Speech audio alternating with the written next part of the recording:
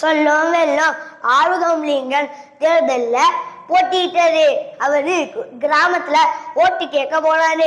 அங்க ஒரு விவசாயி அறுவடை பண்ணிக்கிட்டு இருந்தாரு.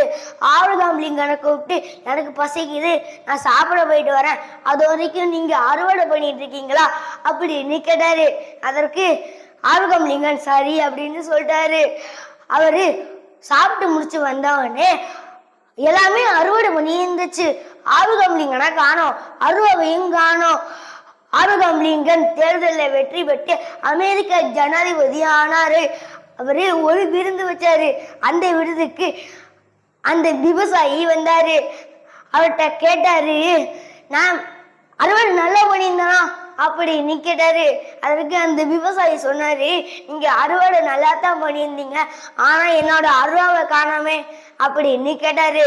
அதற்கு ஆறுகாம் லிங்கன் சொன்னாரு, நான் குடிசையில் உள்ள கூரையில அதை சொருவிச்சிருக்கேன் அப்படின்னு சொன்னாரு. அந்த விவசாயி வீட்டுக்கு போய் பார்த்தா அந்த கூரை எல்லாம் சொருகி இருந்துச்சு.